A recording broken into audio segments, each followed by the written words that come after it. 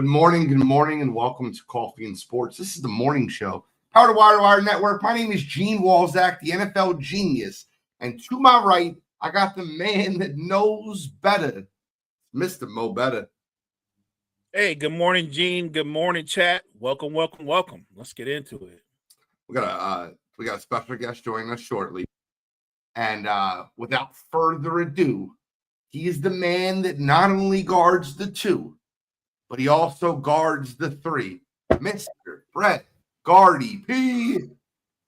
Hey, what's poppin', y'all? Hey, what's good, Brett? What's poppin', Brett? NBA season's been great so far. It's been fun to watch. I mean, outside of the betting scandal, the season itself has been awesome. And I will be selfish and tell you that I'm so locked in. I'm bought in. It took me all 4 games to get bought back in. Clap your hands, everybody, for Philadelphia 76ers. All right, I'm done that. No more singing. But VJ Edgecombe, Tyrese Maxey set a record. It's a weird record. The most points scored by 2 guards in the first 3 games of a season. I don't know. It's a weird record. The point being is VJ Edgecombe has looked incredible. Tyrese Maxey, argue with your mama, is a top 10 NBA player right now. Tell me I'm wrong. Tell me I'm wrong. Where do you have Maxey? How have you looked at the 76ers? Granted, I mean, they beat Boston, Washington, and Orlando. It's not the greatest group of wins, but they're undefeated. I don't care who goes. Look, I'll tell you that right now. I'm locked in. They're the most exciting backcourt in the NBA, and it's not even close. I knew Edgecombe had incredible raw talent. I'm not going to lie to you and tell you that I knew he would be what he is this early in his career. I've always been on the Maxey train. You know this. I've been saying since, I think, the year before last, they should invest in Maxey and make him the primary, which he is right now. The man's leading the league in scoring, 37 a game. Maxey's a bucket and a monster. And I will say this. Right now, like the way Gene said it, he's absolutely a top 10 player. He's absolutely a top 10 player. Here's the scary part about Maxey. I don't know if he finishes averaging 37 a game, but the way he's playing, absolutely sustainable. When I look at Edgecombe, I swear I'm watching young Dwayne Wade. That's what I see. I see D Wade with a better jump shot. I will give you credit before I go to Brett. Before the draft started, you had VJ Edgecombe ahead of Ace Bailey.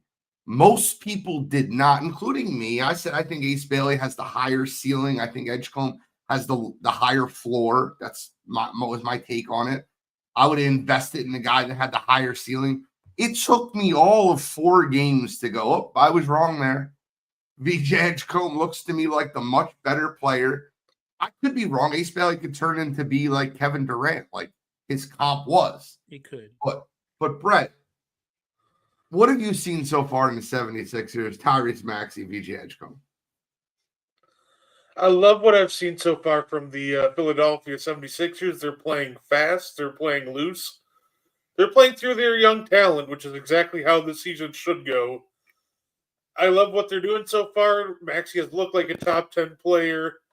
Edgecombe has looked like the prospect that Philly, they made the right call drafting early. And you know what's funny? I'm actually just kind of, the only concern I have with Philly is obviously in November you're going to have Paul George back. So obviously he's going to want touches. How do you get touches between all 4 of them without, kind of nuking what you're doing here? So I really love it when they're playing loose and fast. And like I said, my only concern right now for them is when you start getting like guys like PG back, how do you distribute touches between all 4 of him, Embiid, Edgecombe, and Maxey? But for right now, I absolutely love what Philly's doing. They're so wing heavy though. That's what's crazy. They have so much wing talent. Kelly Oubre's giving you 18 a night. Jim Kelly's balling, and then you got Quentin Grimes coming off the bench, being a 3-and-D guy, giving you 17 a game. They have so much talent on the wing that bringing Paul George back, it shouldn't be about can we get Paul George X amount of shots. It should be about Paul George, the veteran, saying, I'm going to fit into what they're doing. I'll find my way, but I'm not going to mess up the rhythm these guys are in. Absolutely. I created an exercise for this morning because I know you guys are massive NBA guys. And if you guys don't know, if you're living under a rock, the N1 podcast is the most knowledgeable basketball podcast that you can listen to. You must tune in and listen to these guys break down NBA basketball. Must. Yes, we will get into NFL. Thank you so much for the comment. But I created an exercise for you guys, okay? Because I am a homer. I 100% know who I am. So I want to do a Tyrese Maxey or to see if you guys truly have him as a top 10 player in the NBA. I don't want to hear, I have him there now. I want to hear if you have a franchise and you are starting at this point in top 10 franchise players in the NBA going forward right now. So, I'm sorry, LeBron's probably not going to be ahead of him in this part because he's probably going to retire. So, in my view, the top 10 most valuable players in basketball, I will start with the easy ones. SGA, Joker, Giannis, Luka. Any argument for Maxey over any of those guys? No, I'm not going there. Brett, nothing. You could throw Wemby in there too, by the way. Yeah, Wemby in there too. How about Ant Edwards? We throw Ant Edwards in there too? Yeah, we can throw Ant Edwards in there too. I am not. I hate. Are you taking Maxey over Ant-Man? Because what people are going to tell me is Anthony Edwards' size and what he could be. But we've been talking about what he could be the last couple of years. I don't know. Maybe he's as good as he's ever going to be. I think Maxey's still getting better. What does Ant have over Maxey other than he's a physically bigger player? But in terms of what they can do in terms of shot creation and how they get downhill, Maxey does it as good or better. He actually gets to the foul line more than Edwards does. And even though Ant's a big guy, no one's going to call him a great defender.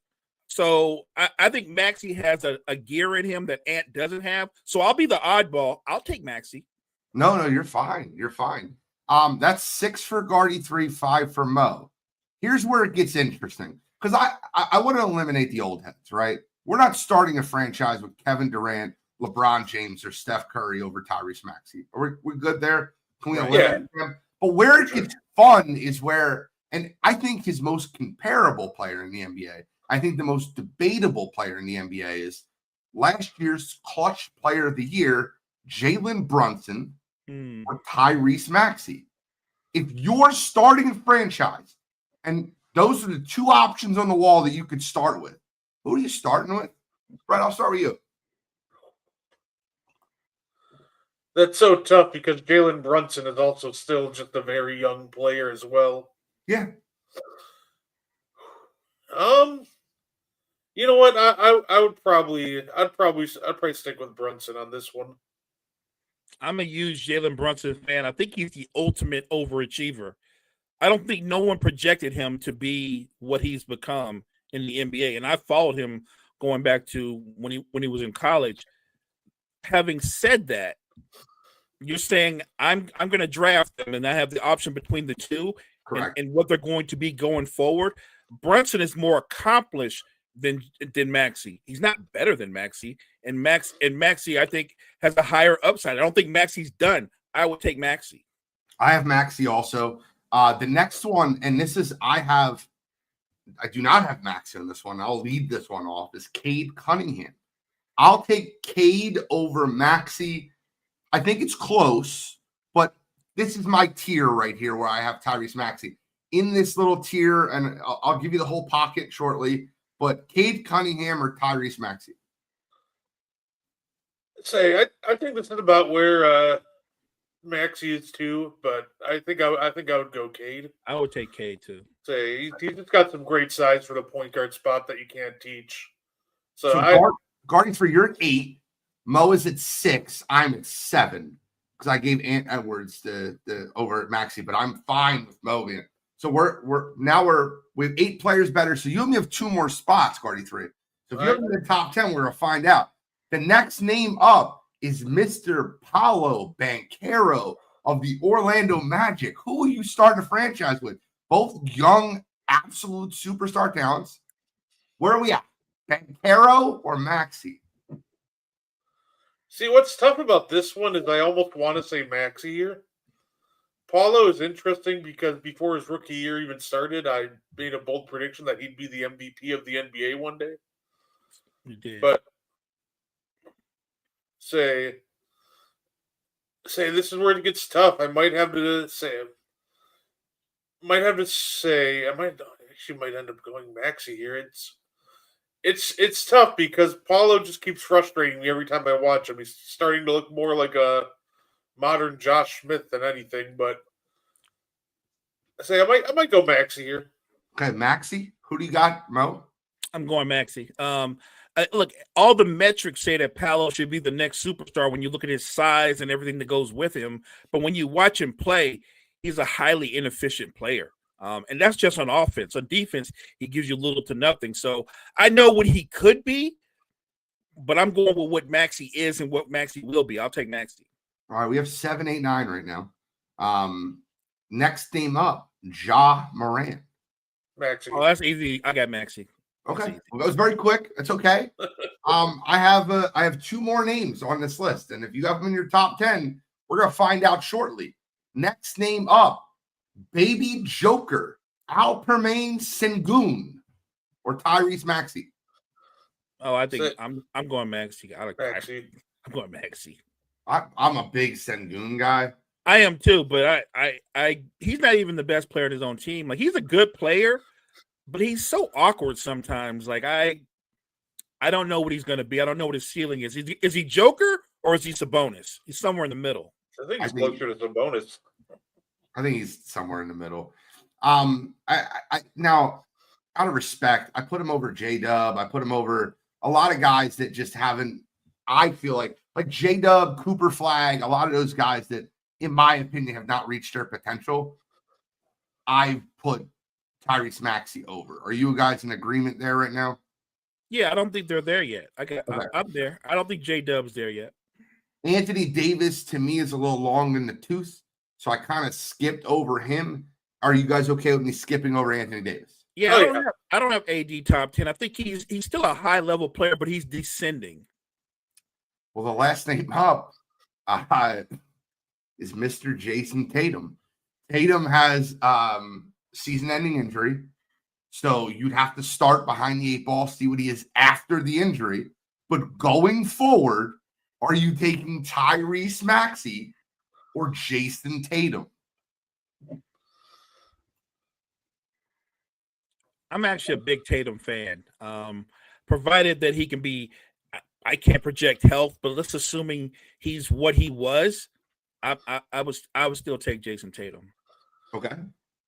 Yeah, I'd probably still run Tatum here. I think he's going to recover closer to Kevin Durant than some of these other guys. So I think they'll come back to pretty much what he was before. So I'll take Tatum. So just to be clear, Mo has him as the 8th best franchise starter. I have him as the 8th best franchise starter because I'll take him over Tatum.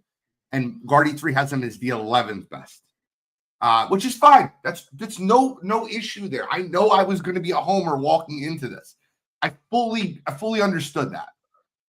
But it's very interesting to see the trajectory of the former 22nd overall pick, the guy that was learning behind James Harden, the guy that took second fiddle to Joel Embiid. And then last but not least, then I talk about the 76ers, and then we'll move on with the full show of non-Philadelphia sports. But did you guys happen to catch the Joel Embiid press conference after the 76ers? And I'll give the credit to the 76ers, like the team that interviews them, the journalists and the reporters that are interviewing them. They asked Joel Embiid something I felt like was borderline disrespectful, but they said, how does it feel that the team plays better when you're not on the court? Wow. And he turned around and he goes, well, it's been 12 years, so it's about time.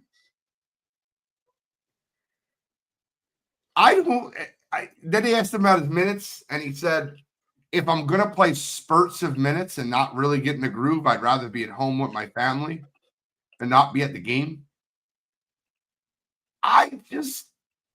He seems happier that they're winning. I just think it's very interesting that the answers that he gave in that interview. It's about time that the Sixers can win without me, that they don't need me. And then the second part of the question was, they were asking about his minutes restriction. He goes, I'd rather not have a minute restriction. But if you're going to play me 20 minutes, let me play it like a regular half of basketball, and then I'll sit. But don't do this 3 minutes here. That's like 4 or 5 times up down the court, and then I'm out. I get no rhythm, I'd rather be home with my family. That was the way he worded that. I'd love your take on both of those statements. Mo? Well, the first question, that's a really strong question. Wow. I give him credit. That is a strong question that he could have came back with a really nasty answer. Look, to ask him that is a great question. His response saying it's about time, I think that was not a bad answer because he wasn't in any way saying that he wasn't impressed with what the team has done. But I do think if you've been the central figure on that team and that franchise for over 12 years, it's difficult to take a step back and no longer be considered the man, right? And with the minutes situation, I think the Sixers are smart having him on a pitch count because of his history. And anybody that knows Joel Embiid, his injuries are chronic. They're not going away. His problems are chronic. You have to have him in limited minutes. Now, I agree with him that if I'm only going to play 20 plus minutes or 22 minutes, whatever it is, then let me get all 22 out. And we'll see where, because honestly, Brett and I talked about this on N1. With him on your roster, you have to find a balance between playing with him, which means you're walking it up and you're more slower, deliberate paced offense, or then playing the way they play, which they play their best when Maxey, Edgecombe, Grimes, and them can get out and run. They're two completely different teams. So I would let him get his 20 minutes out and let him sit. And if he gets healthier and better conditioned throughout the year, then I would gradually ramp up his minutes. But even if he's 100% healthy, I think most of us think the best thing for the Sixers and for Joel Embiid going forward is he is not the focal point of the offense, that he's more of a complement to whatever Maxey, whatever Edgecombe, Grimes, or the other guys can do, because I think that will get you more bang for your buck. Going forward, you want him to play. You want him healthy. He cannot carry the workload of a franchise player at this stage of his career. Completely agree with you. Party 3, your thoughts? Yeah, no, I completely agree with everything Mo just said, and I completely get where he's coming from, though.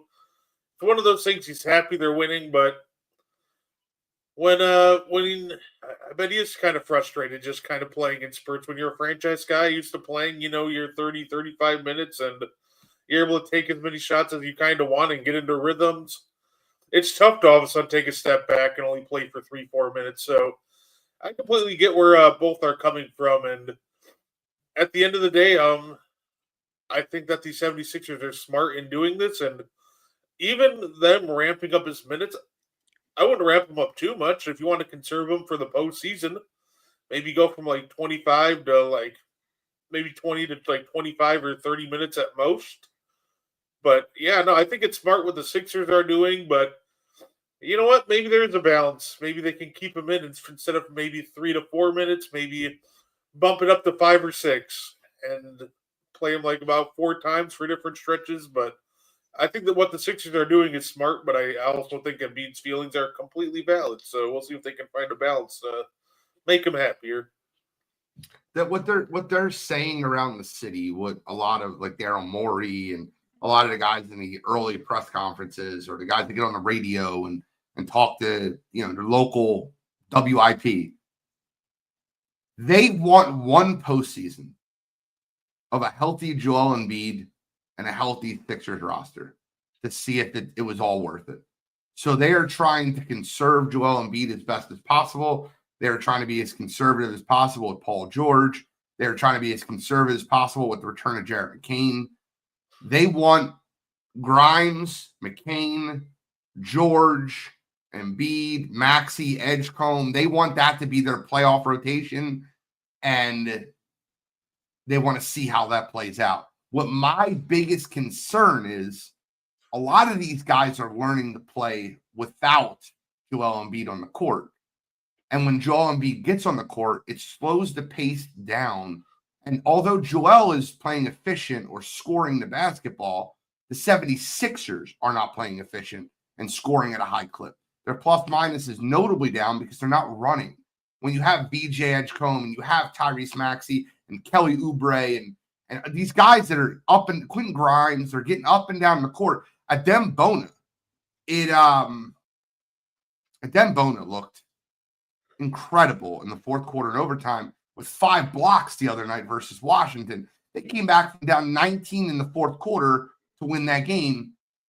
And it was off the back of the backup. And I don't want to say the backup, but the truth is they look better when he's not there. And I think the concern I have is, yeah, you are keeping Joel healthy for the playoffs, but how are they going to work the system when they're all together? I would almost consider subbing Paul George and Embiid out early when they're all together, right? So you can start all 4 of them, but I'd almost sub those 2 out early and almost kind of split up, play them enough like in the beginning and end of games where they can get a rhythm, but like just play Embiid and Paul George more with, maybe the bench unit. That way you can run a slower pace with them, but continue a, torrid pace when you have Maxey and Edgecombe. That might be their best bet going forward, but we'll see what they do. It'll definitely be interesting. They're talking about a lineup with, this is a very interesting lineup, and I want to play it out for you. And they're calling it their speed lineup. When McCain gets back, they want to run Maxey, McCain, Edgecombe, Grimes, and Adem Bona. And they want to absolutely run speed, just run. So they're talking about, Nick Nurse has talked about a potential speed lineup with Oubre or Grimes and then Maxey, McCain, Edgecombe, and then Adem Bona. I think that'll be interesting. I got to stop. It's 24 minutes in. We talked a lot of Sixers basketball. I'm not going to lie to you. I'm a little selfish when it comes to this. I get to talk to 2 of the smartest basketball guys in the world. I want to hear their thoughts on my team. So I was a little selfish this morning. Let's move forward. Last night, we seen a buzzer beater. We seen your guy, Austin Reeves, knocking down the shot that allowed the Lakers to prevail in a game in which they were up like 20 points. It was an absolute blowout. The Minnesota Timberwolves came all the way back, rode all the way back, but it wasn't enough because Austin Reeves ended it for the Los Angeles Lakers. I have twofold question for you, Mo. And I don't mean to be disrespectful, and it doesn't need to be something that I guess needs to get brought up. But number one, who the hell is Jake LaRavia? Never heard of the guy before. He had 27 points last night. Yeah, and he was big. And number 2, is it the end of Bronny James? Like, you think when Luke is out, LeBron is out, early in the season, he would really get some run. And Jake LaRavia, I mean, granted, Jake LaRavia is a forward and Bronny is a bigger guard. I get it. But what is your take on that? Do you think it's the end of Bronny James? Like, he's really just not an NBA player? And what are your thoughts on the Lakers getting a huge win last night without Luka, without LeBron? They're 3-2, and they've dealt with injuries to their best players.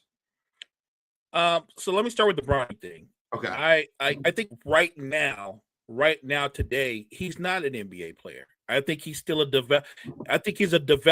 developing player who should probably still be in the developmental league, honing his skills.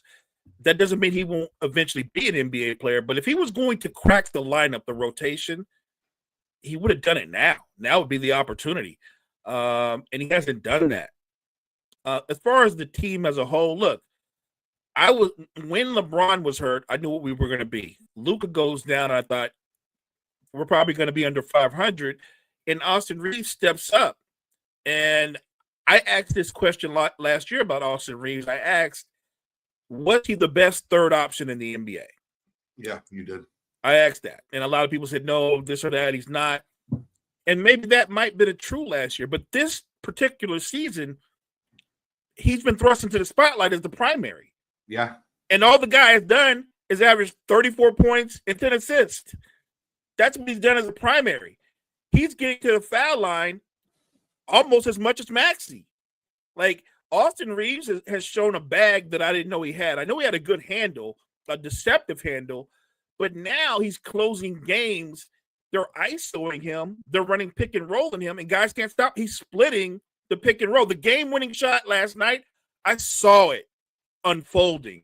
As soon as Rudy Gobert went wide instead of closing him in, I knew it was over. As soon as he split him, because Gobert couldn't recover, he doesn't have quick enough feet, it was over. I knew it. I knew it was over. Look, Austin Reeves right now is playing at an incredibly high level.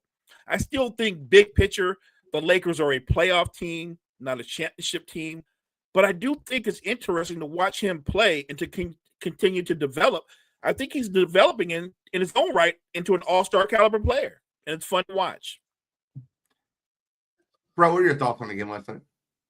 Yeah, so when it comes to Bronny, the one thing I kept saying over and over again last year was he should be in the G League, actually getting reps in and playing, because it doesn't do him any good just jumping back and forth between the G League and just sitting at the end of the bench for the Lakers. So I think that he's still a developing player. He still has a chance to break the rotation. I just don't think the Lakers are doing him any favors just having him hang out at the end of the bench, and then all of a sudden, oh, everybody's injured. We're going to throw you in when you're not ready. Like that's clearly not working for his development. So I think they just got to go back to the drawing board. The game last night, it was a lot of fun. Austin Reeves is maybe becoming a legitimate star and maybe a player that when LeBron retires, maybe next year or the year after, he could be a legitimate second option for Luka. That he's definitely solidifying himself as a piece of the Lakers' future going forward. And all I saw last night was the money on his next contract just continuing to go up, up, up. So, oh my God, yeah. I thought he looked great. Say the Wolves, they have that same concern that I was talking about before the year started. They don't have enough playmaking behind Julius Randle. They keep having to rely on Mike Conley, who, like, it's over for him. He just looks like washed when he's out there. So overall, great game, great back and forth game, and hope maybe we get a playoff series out of these two, because I think that would be great. There's 4 undefeated teams left in the NBA. And I feel like it's that meme where you look at the one side and it's like loaded, right? Like the one side, it's like the Monstars, and then the other side you have like SpongeBob and Squidward. And like it's like in the Western Conference, you have Wemby and SGA, you have the Spurs and the Thunder. In the Eastern Conference, your 2 undefeated teams are the 76ers and the Chicago Bulls, 2 teams that didn't make the real playoffs last year. I don't consider the play in the playoffs. Sorry, Chicago. But or if they did make it, I think they got swept. I don't know. Remind me, but got bro. Oh no, I'd say the Bulls. No, they didn't make it. They lost in the play-in. My question would be, out of those 4 remaining undefeated teams, if you could just give me a projection of where they finish, I think the Spurs have taken that leap. I think Victor Wembanyama right now is the 3rd best player in basketball, which to me is insane to say that. But he looks incredible. I mean, I'm always going to put SGA and Joker ahead of him right now because just they're what they've done, their pedigree, their MVPs. But Wemby could win the MVP this year. I've got Wemby in the top 5. I've got my top 3 are still in whatever order you want to put them: SGA, Joker, Giannis. I've actually got Wemby ahead of Luka. I've got Luka at 5. But I agree. We talked about this last year when we said if the Spurs get whole, Castle makes another leap in his development, which he has. And then you realize Dylan Harper plays like a guy that's been in the league 3 or 4 years. Like he's built for the NBA. Then you throw in Keldon Johnson, Devin Vassell, like they are loaded. And remember, guys, they're doing this without De'Aaron Fox. They don't even have De'Aaron Fox yet. I think the Spurs are going to be a top 4 team in the West. I think Wemby has a legitimate chance to win MVP. That doesn't shock me at all. The only team that's really shocking to me is the Bulls. The Bulls are by far the most shocking team to be 4-0. And I see Damian in the chat is ecstatic and is excited. And I'm happy for you. But, this is one of those way too early things. If I were a betting man, Damian, and I don't want to rain on your parade, y'all ain't making the playoffs, man. You're not making the playoffs. I think it's a great start, and it's fun to talk about. But there's a couple of teams in the East that are not even fully healthy yet. I don't think what Chicago's doing is sustainable. I mean, Josh Giddey is playing out of his mind. I didn't expect that. They're getting good minutes from Kevin Huerter off the bench. Look, Chicago's played good basketball, and it looked like, give all credit where credit's due, it looks like Billy Donovan is coaching them well. But I laugh when I say that because I don't think Billy Donovan's a great coach.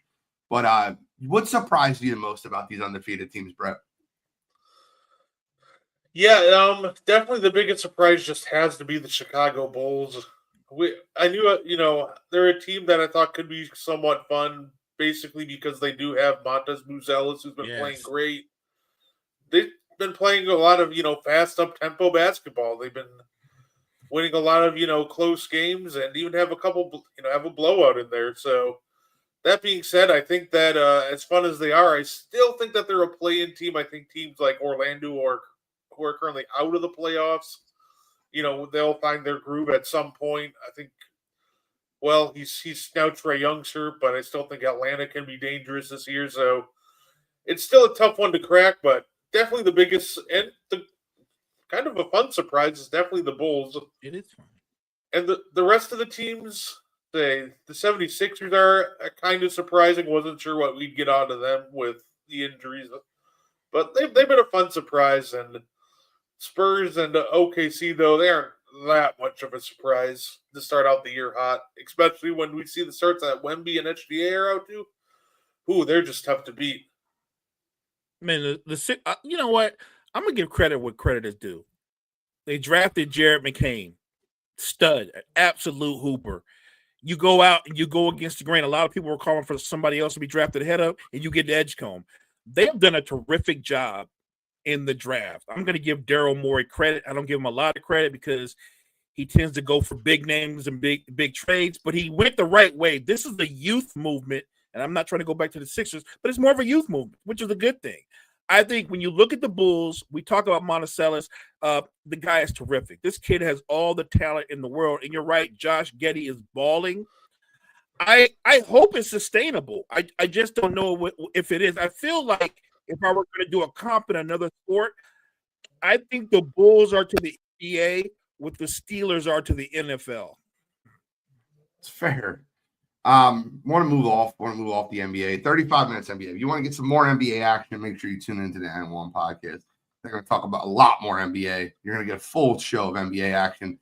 I wanted to be the lead today because it's just a lot of good action in the NBA. But I want to move on to the World Series. And last night, Game 5, the Dodgers had the opportunity to go up 3-2. You got Blake Snell, big game Blake, on the mound. And 22-year-old from Pottstown, Pennsylvania, Trey Yestevai, was absolutely unhittable. 7 innings. The lone mistake that he made was a solo home run to Kiki Hernandez. He had 12 strikeouts. He ran through the top of that lineup. I mean, Will Smith, Mookie Betts, Freddie Freeman and Teoscar Hernandez all had multiple strikeouts last night. I love that, right now the Blue Jays are up 3-2 going home to Toronto. This Blue Jays team just seems to have it. You start last night's game. Big game Blake on the mound. We're not going to get him twice. He's pitched incredible. We got him game 1. Now he's at home. How do they start the game? Solo homer. 2-0 Blue Jays. Wait a minute. What? We talk about Shohei, and Shohei's been absolutely incredible. Broke another record the other night, getting on base 9 times in a baseball game. Vladimir Guerrero Jr.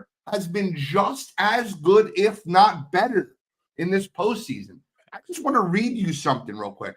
Vlad Guerrero has a 5.06 OBP. Let me read that again. Maybe you didn't understand. Vlad Guerrero has a 5.06 OBP. Do you know how ridiculous that is in baseball, to be on base more often than you're not in an entire postseason run? I'll read you a few just so you can understand. Ohtani, 392. Will Smith, 357. Mookie Betts, 319. Freddie Freeman, 357. Teoscar Hernandez, 328. Even on his own team, Bo Bichette, 389. He has a 5.06 OBP. It is silly what Vlad and his Blue Jays team are doing. Nobody predicted this Blue Jays team to be here.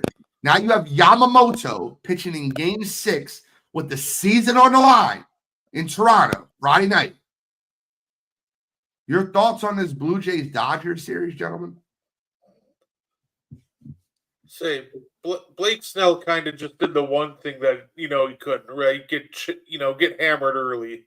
When it comes to this Dodgers team, obviously they still have a very good chance to win this series, but the key with Yamamoto in Game 6, it's really simple. You can't let him get to you early. You can't get hammered. The one big issue we've known with this Dodgers team is the middle of that bullpen. It's very hittable. So I've loved the way the series has gone so far. It's just been very unpredictable. And the key in Game 6, and Game 7, it's really simple. Starting pitching for the Dodgers have to be better, because if they get into trouble like they did in Game 5, say the series is over in 6, because I don't trust the middle of that Dodgers bullpen to hold up. So I've loved the way this series has gone so far. With the day off, Brett, I don't think a reliever outside Sasaki touches the field for the Dodgers the rest of this series. You have 2 games left. And with all the arms that the Dodgers have in their rotation, like I go Yamamoto starting, Ohtani is going to pitch your 7th and 8th. And then I'm not kidding with you. I wouldn't throw a reliever from that Dodgers pen on the field. You got Glasnow, Ohtani, Yamamoto. Like, I think Glasnow's going to end up pitching Game 7 if they make it there. But I wouldn't put another Dodgers middle reliever in this series. Mo, what's your thoughts? I agree 100%. What are you saving them for? This is it. What are you saving them arms for? This is it. Look, you said something that I really do feel is true. I just feel something about the Blue Jays. They just have it. There's an it, right? Yeah. They just have it. When everything says, every metric, when you go on name and talent, the Dodgers are supposed to mow through them. And that's not the case. This is a series where the Dodgers have the star power, but the Blue Jays have been the better team. I actually need Yamamoto to put together a game like we just saw from the Blue Jays pitchers. His name escapes me right now, but it was a masterpiece. I need that from Yamamoto to get us to a Game 7. I need that. Look, Ohtani's been terrific in this series. Freddie Freeman has had moments, but I'm going to give the Blue Jays credit. They've just made plays when they needed to. They've been the better team to this point. I'm going to give them credit. And I really do think this started in that marathon game. I said this to Gene before we went on air. I know what I saw. I know they lost that game, but I felt like losing that game helped them win the war, and they're winning the war now. And I think you got to give hats off to them for doing it. They've just been the better team to this point. And look, it's in Yamamoto's hand. I'm going to be watching, or you're going to be watching. We'll see what happens. But what they've been able to do, Brett, you said this before the season started. If they can knock around to start the pitching and get to that bullpen, because that's a weakness, and they've been able to do that the last couple of games. Give them credit. Their bats have been live. One of the things that I love about professional baseball, and I don't know how many professional athletes you've watched in your day where you're like, oh man, like I can do what he's doing. Like, and not in a bad way, but like my favorite player to watch in this series is Alejandro Kirk. He's the slowest player in baseball. He's 5'8", 250 pounds. He is absolutely the slowest player in baseball, but my God, that man finds a way to put barrel on ball. And like, you just look at this short, stubby, chubby guy from Tijuana, Mexico, who just gets out there and just hits the baseball and runs around the bases like Ted from like the movie Ted, the teddy bear. It's awesome to watch. This Blue Jays team has just got a lot of fun in them. Just, who do you guys got winning the series and in what game? I'm going to die on my hill. I have the Dodgers in 7. I'm gonna go Blue Jays in 7.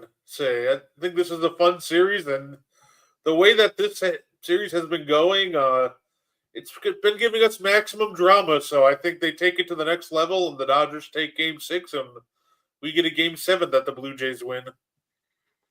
I'm gonna be a homer. Be consistent. I got the Dodgers finding a way to pull out a classic in 7. I feel like that if you're the Dodgers, if you're Dave Roberts, no one touches that field outside of one of your ace starting pitchers. Because even in Game 7, that'll be enough time for that Snell's bullpen day. Because that'll be on Saturday. He pitched on Wednesday. You can use Snell for 2 innings out of the bullpen. Like I'm going tonight, like tomorrow night, I'm going Yamamoto, Ohtani, Sasaki, and I'm going with the Japanese connection to get me a win in Game 6. And in Game 7, I'm going Glasnow, Snell. That's what I'm doing. I'm not throwing another reliever in this series. But we'll see. I agree. All right, listen, I'm just a regular guy that just watches the game. I'm going to move on to the NFL. I'm not sure how much of you guys, Carmike, see it. There's been a lot of talk. I've got a lot of text messages today.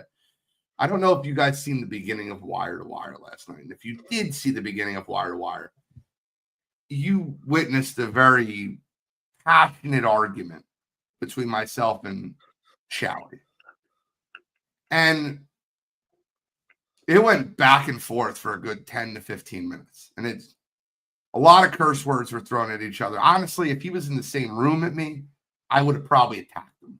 I really wanted to fight him during that argument. But that's what makes sports beautiful. We move on and we talk the rest of the night. But the part of me that I just can't get off my head is there are a few, and I mean 10 to 15% of Philadelphia Eagles fans that are like A.J. Brown defenders. And then the massive majority of us. Now, let me start here. Have you not heard about A.J. Brown's Instagram and tweets? Not from me, but from national media. From Wake Up with Mike Greenberg. From Pat McAfee. From Colin Cowherd. I mean, it's been everywhere, in my opinion. Maybe I'm tripping. But have you not heard about A.J. Brown's comments with The Athletic? Is this not a local story? This is a national story. Am I tripping? Facts. It's a national story. Because last night, Shally made it seem like no one was talking about it, but me and other local idiots. The Philadelphia Eagles are 6-2. They played their best offensive game last week without A.J. Brown. I'm not saying we don't need him. What I'm saying is I just wish when they pay you to be a top 3 receiver, if their stats don't match, then just and you're winning the football games that you become a team player. I think AJ is way more at fault for this dispute than Jalen Hurts. Jalen Hurts has been nothing but a professional in the media, been nothing but a professional when he's asked questions. He takes no pot shots. I understand he's a robot, is what I was told. But AJ Brown is causing so much rift inside the Eagles locker room, in my opinion, that this offseason they're 100% getting rid of him.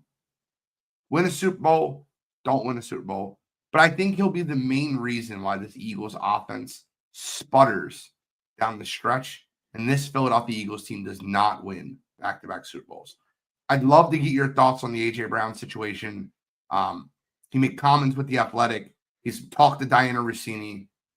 He's basically said, yeah, I want to win, but I also want to contribute to winning. So if we're winning and I'm not, I want to contribute. And like that means more to me than anything. I'd love to hear your thoughts on it, gentlemen. I would like to know this. I mean, because you're a Philly guy, you're there. This isn't another one of those situations like back in the day where T.O. became very disruptive and the locker room was split. I mean, my perception, and I'm on the outside, is that he's a disruption, but I think the locker room still rides with Jalen Hurts. I mean, again, you might think that you might know differently, but I think they're all buying into, man, we're trying to win. And this is our quarterback, and that's what we're focused on. Whereas back in the day, obviously, there were some guys riding with T.O., there were guys riding with McNabb, and the locker room was completely split. This is not another one of those situations, is it?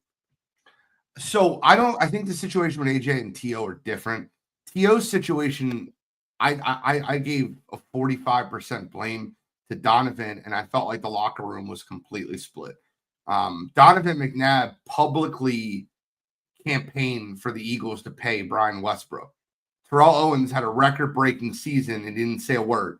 That's business. I'm not, let them handle their business. So T.O. felt slighted, Donovan went out and asked for T.O., and the Eagles went out and brought T.O.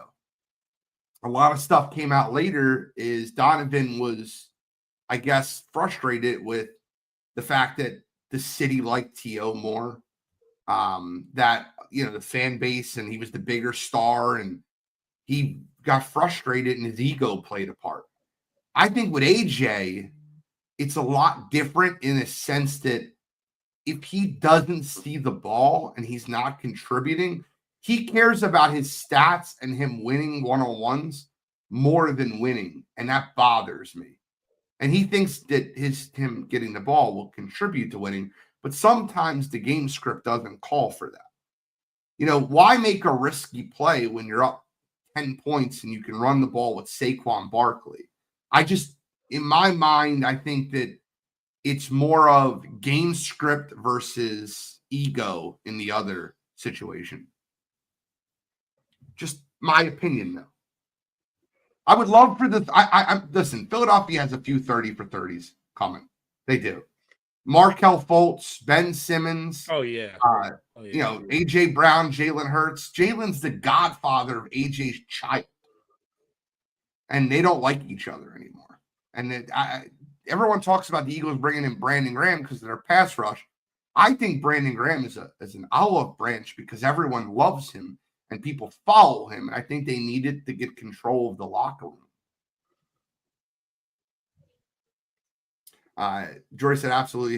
If you don't have a coach that can instill discipline, who can connect with these diva players, it's going to play out like this. AJ's situation sounds like AB in Tampa. It's close. Brett, your thoughts on this? It's one of those things, right? Even because obviously I don't know what's going on in the locker room. Maybe Jalen Hurts is causing some issues that we don't know about. But the difference it would be, right? Even if Jalen Hurts is somewhat at fault for this, and I don't know if he's causing any disruptions because I'm not there, but he's not going public with it.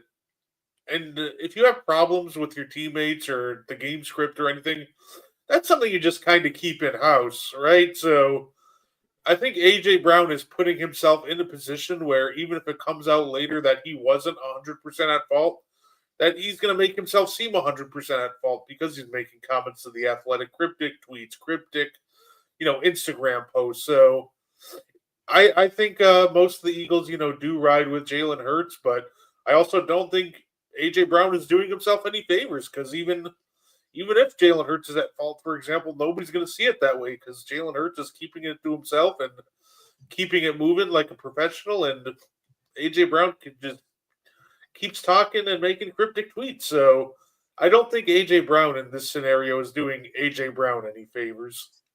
Exactly. I think my point in the bigger picture of this is the goal is to get back to the Super Bowl and win another Super Bowl.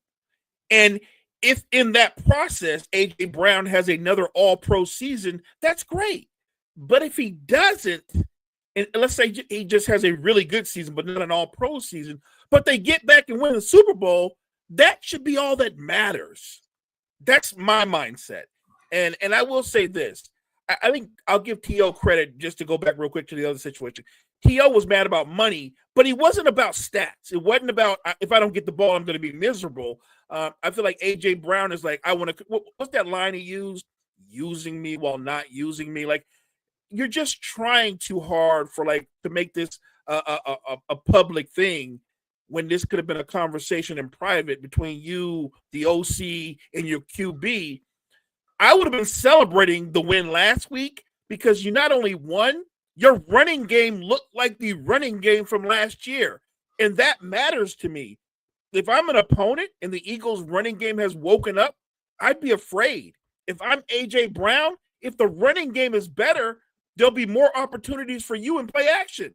I'm just saying. He went back and deleted a bunch of old tweets of him praising Jalen Hurts. Like, that has got to be the most petty thing I've ever seen in my life. He literally went on his Instagram and his Twitter, typed the name Jalen Hurts in, and just started deleting tweets. That's crazy. Like, that is absurd. I got two more things we got to get into before the show ends, and we're kind of running up against it. But I think that's an indicative point of who's the issue here. But I got to bring this up. I used this as my "you got to be kidding me" last night. Kevin O'Connell, I think someone needs to investigate the Minnesota Vikings. What they did last week to Carson Wentz is malpractice. I want to read you the injuries that Carson Wentz suffered a season-ending left shoulder injury. He has a dislocated left shoulder, a torn labrum, and a fractured socket. He fractured the socket week 5 against Cleveland. He played 2 more games against the Eagles and the Chargers while attempting to manage the pain, and tore his labrum and dislocated his shoulder. Anybody that watched that football game last Thursday, anybody, if that game was 26-23 and Carson's like, you're not taking me out of this game, like, you're not taking me out of this game, I'm going to finish this game and we have a chance to win the game, okay, I can hear that argument. I hate that, but I can hear it. The game was 37-10. The guy is wincing in pain. It is absolutely abysmal that he was in that game throughout the fourth quarter. They took him out the last drive. Like, this is like malpractice. Part of your job is these football players are going to want to play, especially a backup that's getting another opportunity in the NFL. Your job is to protect your player. Am I wrong here? Yeah, that's crazy that they would play him and leave him in, especially knowing the injuries that he already sustained. I felt like they treated him like a throwaway, like he's not part of our future, so we're good, right? Like that's a terrible look on the head coach, on the GM, and a terrible look on the medical staff. Look, look, whatever you think about Carson Wentz or any player, you should never do that to him. That's terrible. And I'll be honest, I did not know that the extent of his injuries till you said what you said. That's crazy to me. Look, and hats off to Wentz for being that kind of competitor that he was willing to go out there knowing he was dealing with those type of injuries. Brett. Yeah, at the end of the day, when you're the coach and you're the organization, sometimes you have to protect these players from themselves. One thing that you can say a lot of things about Carson Wentz. One thing you can't say is he's tough. He's tough as nails. We've seen this guy tear an ACL and then continue to play on it for the rest of the drive. So this guy is tough. He's going to want to play through pretty much anything. But it's a situation where the Vikings should have never had him out there. You say you had time, knowing all these injuries, to sign another quarterback, get one on the roster. If JJ McCarthy couldn't go, which he was healthy enough to be the emergency quarterback, so clearly he can play.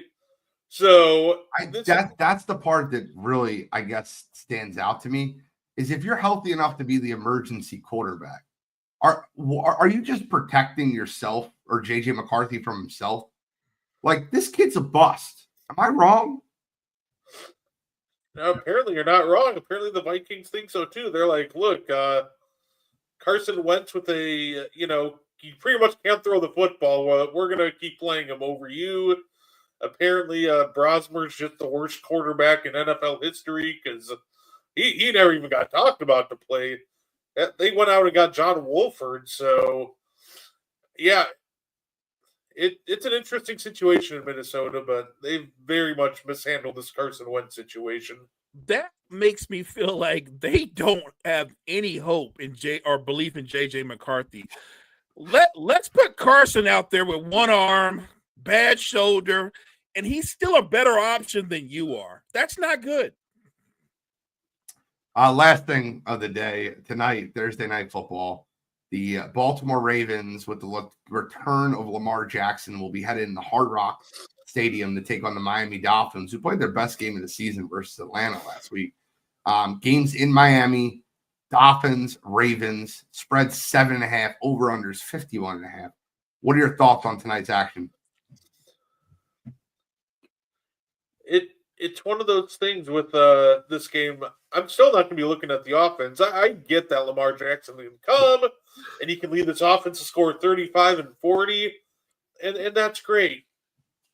At the end of the day, the Ravens defense still has to show me something. And one interception by Nate Wiggins over a late ball thrown over the middle from Caleb Williams isn't showing me, that you can play, a continued stretch of dominance. It was a great start in Chicago for that defense. Now show me you can do it against Miami. Show me you can do it for a couple weeks before I buy in again. But as much as the attention is going to be on Lamar Jackson, I think we just need to really lock in on this Ravens defense, see if they can do what they did against Chicago again. I got the Ravens winning this game. I'll go 30-20, but it should be a fun game tonight. Roquan Smith absolutely looked like himself. So did Kyle Hamilton this last game. I don't know where that came from or where it was hiding, but Nate Wiggins, Roquan Smith, and Kyle Hamilton all played great games versus Chicago. Granted, Chicago's offense is inept to begin with. Inept. Jesus. Mo, who do you got tonight, and what's the score? I'm gonna go Ravens, and I'll say Ravens 31-23. To me, it's real simple. If the Ravens can't beat the Dolphins, I think their season's over. I think that's a big. We talked a lot, you and I, about how we think the Ravens could still come back and win the division. This is one of those games they got to win. They have to win this game for us to. I believe for us to be right, because I do think the Steelers are going to lose more. I think the winner of that division can win that division with 9 wins. All right, last thing, I'll give you my prediction. I think the Ravens win this game. I think they run efficiently tonight. I think tonight's the Derrick Henry game. I got it 41-23 Ravens. I think it's a blowout. I think the Ravens are going to win the division. I think one thing you got to remember, the second half Ravens were the best defense in football last year. After their bye week, I know it's only 1 week, but defense looked better. We'll see how they look tonight in Hard Rock. I'll take the Ravens. I think it's a blowout, 41-23. That's all we got today. That's it. We're out of time. Make sure you tune in to the sideline tonight, 7 o'clock Eastern Standard Time. I will be back with my man Guardy 3, Kyle Edwards, Matt Godfrey. And then afterwards, while you're watching some Thursday night football, tune into the N1 podcast tonight, 9 p.m. Eastern Standard Time, 8 p.m. Central, from my man Brett Gardy 3 and Mo Betta. Gentlemen, any final comments? No, great show, fun show. Appreciate you chat with all the energy. Jory, Kyle, Daniel Dempsey, I see you checking in. Appreciate you guys so much. Yeah, same. Like you said, make sure to tune into And One tonight. Be talking some about Phil Jackson and Stoudemire throwing Carmelo under the bus for those mid 2010 Knicks teams. He's had some controversial statements from Richard Jefferson that I need to blast him for. So it's going to be a great time. Let's tune in. Keep listening to the Wire to Wire Network, and we'll see you on the other side. Take care, y'all.